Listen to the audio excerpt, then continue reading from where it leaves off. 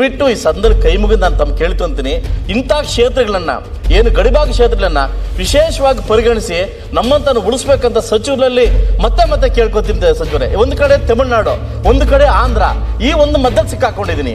ನಿಜವಾಗ್ಲೂ ನನ್ನ ಪರಿಸ್ಥಿತಿ ಹೆಂಗಿದೆ ಅಂದ್ರೆ ಯಾರು ಹೇಳಕ್ಕಾಗ್ತಲ್ಲ, ಬಿಡಕ್ಕಾಗ್ತಾ ಇಲ್ಲ. ಮುಂದಿನ ಬಜೆಟ್ನಲ್ಲಿ ಕೂಡ ಇದಕ್ಕೆ ಅನುದಾನವನ್ನು ಒದಗಿಸ್ಕೊಡೋದಕ್ಕೆ ನಾನು ಅವರ ಜೊತೆಯಲ್ಲಿ ಮಾತನಾಡಿ ಅವರಿಗೆ ತಿಳಿಸ್ಕೊಡ್ತೇನೆ.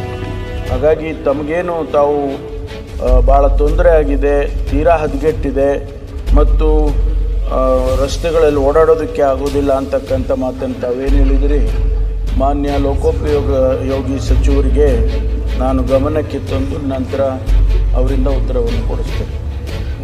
ಮಾನ್ಯ ಸಭಾಧ್ಯಕ್ಷರೇ, ಈಗಾಗಲೇ ಸಮಗ್ರ ಉತ್ತರ ಕೊಟ್ಟಿದ್ರಿ.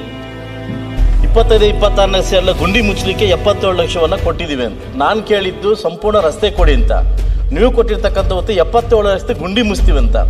ಸಭಾಧ್ಯಕ್ಷ, ಒಂದು ಸಚಿವರನ್ನ ಕೇಳಕ್ಕೆ ಇಷ್ಟಪಡ್ತೀನಿ. ನಾನೊಬ್ಬ ಗಡಿಭಾಗದ ಒಬ್ಬ ಶಾಸಕ.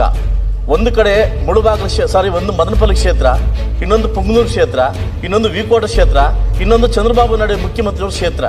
4 ಕ್ಷೇತ್ರದ ಅನುಗುಣವಾಗಿ ನನ್ನ ಕ್ಷೇತ್ರ ಇದೆ. ನಿಜವಾಗ್ಲೂ ನನಗೆ ಅವಮಾನ ಆಗ್ತಾ ಇದೆ. ಆ ಕ್ಷೇತ್ರಕ್ಕೂ ನನ್ನ ಕ್ಷೇತ್ರಕ್ಕೆ ಹೋಲಿಕೆ ಮಾಡ್ಕೊಂಡಾಗ ತುಂಬಾ ಅವಮಾನ ಆಗ್ತಾ ಇದೆ. ಇಂಥ ಗಡಿಭಾಗ ಕ್ಷೇತ್ರಗಳನ್ನ ವಿಶೇಷವಾಗಿ ಸರ್ಕಾರ ಪರಿಗಣಿಸಿ ನಾನು 400 ಕೋಟಿಯನ್ನು ಕೇಳಿದ್ದು, 40 ಕೋಟಿ ಕೇಳಿದ್ದೀನಿ. ಅದರಲ್ಲಿ ಗುಂಡಿ ಮುಚ್ಚಕ್ಕೆ ನಾನು ಏನು ಮಾಡಿದ್ರಿ, 44 ಲಕ್ಷ ಕೊಡ್ತೀವಿ ಅಂತ ಹೇಳಿ, 77 ಲಕ್ಷ.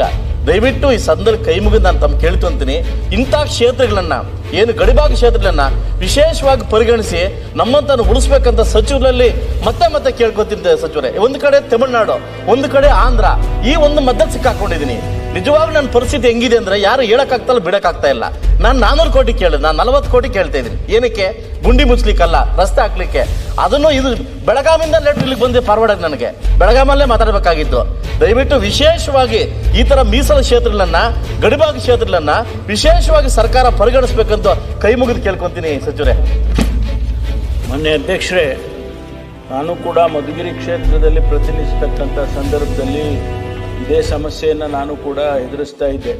ಆಂಧ್ರ ಪ್ರದೇಶದಲ್ಲಿ ಆ ಗಡಿ ಭಾಗದಲ್ಲಿ ಅವರೆಲ್ಲ ಭಾಳ ಚೆನ್ನಾಗಿ ರಸ್ತೆ ಮಾಡಿಬಿಡೋರು, ಆದರೆ ನಮ್ಮ ರಸ್ತೆಗಳು ಆಗಿರ್ತಿರ್ಲಿಲ್ಲ. ಆ ಸಂದರ್ಭದಲ್ಲಿ ಭಾಳ ಜನ ಸ್ವಾಭಾವಿಕವಾಗಿ ನಮ್ಮನ್ನು ದೂಷಣೆ ಮಾಡ್ತಕ್ಕಂಥದ್ದನ್ನು ನಾನು ಕೂಡ ಅನುಭವಿಸಿದ್ದೇನೆ. ಮಾನ್ಯ ಸದಸ್ಯರ ಆತಂಕ ನನಗೆ ಅರ್ಥ ಆಗುತ್ತೆ. ಮಾನ್ಯ ಲೋಕೋಪಯೋಗಿ ಸಚಿವರಿಗೆ ಏನು ತಾವು 40 ಕೋಟಿ ಕೇಳಿದ್ದೀರಿ, ಅದನ್ನು ಮುಂದಿನ ಬಜೆಟ್ನಲ್ಲಿ ಅನುವು ಮಾಡಿಕೊಡೋದಕ್ಕೆ ನಾನು ತಿಳಿಸ್ತೀನಿ.